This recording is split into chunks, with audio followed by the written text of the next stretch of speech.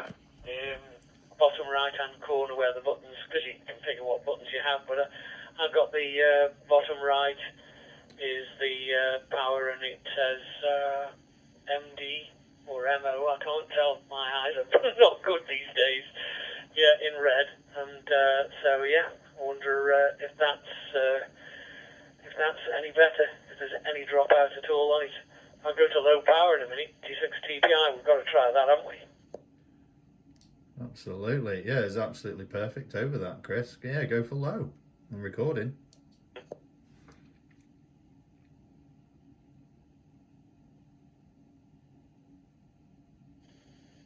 Yep, okay, G6TPI on voice wide, on low power, on the FDM 400 from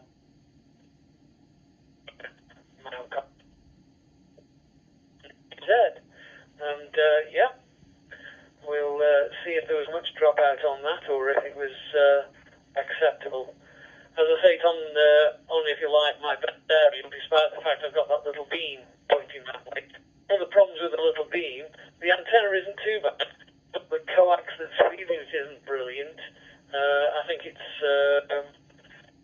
only G8 or something like that. So this is fed with Andrew's Heliax LDF. That'll be why. The collinear is fed my best triple band aerial with the best cable at the time. Although the plug at this end in the shack is got an adapter on it. That adapter off, and I've bought, I've never got round to doing it, a proper N-type plug to go onto the end of the LDF 450, but at the moment it's got a PL259 going into an adapter. To give you some idea, but anyway, that's for sure. That's low power. She said, hey, do you know what, Chris? I'm getting 90% of that. It just comes in little waves where you'll break up a little bit, but then you'll come back and it'll be solid for another 20 seconds or something. So I'm recording all that's great. I mean, you might be able to get away with that on DN, you know. Yeah, I was saying to Stuart before whether it'd be an adapter thing. But if your losses in your coax or UHF, it's a no-brainer, isn't it? I think we all need to chip in and get you some LDF 450 or something like that for the beam, and then you'll probably be golden. Absolutely, yeah.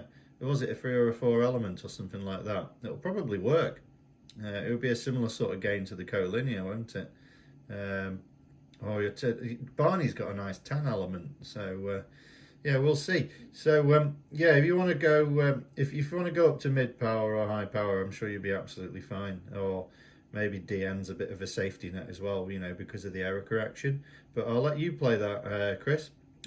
I'll take another over of you, and then what I'll do is I'll upload this to YouTube and just send you the link to your email so you can have a listen. Back to you. Yep. Okay, Daryl. G6TPI. Yeah, that'll be great. Yeah, I'm on mid power now, and so that's whatever mid power this radio is. It's on voice wide. I don't know whether you can change. I've got that many radios, you know I have. Not sure whether you can change from voice wide to DN when you're transmitting. No, it doesn't appear that you can. So yeah, I was just going to swap. But obviously this is the big fat signal that requires the maximum data. So yeah, it's working. And hopefully the audio sounds quite natural, which voice wide tends to do. So yeah, quite pleased about that. Yeah, I'll just need to get some decent coax stuck on that little beam and work it that way, because I think it will work. I'm not sure though after springtime whether it'll work once the trees have got the leaves on. It isn't the trees on my ground that's in the way. There's another tree that is, I don't know, it's less than 100 yards. It's probably about 60 or 70 yards away from where the antenna mast is. There's a tree in that adjacent road called Chaplin Road, and that's the tree that does obscure that direction, G6TPI.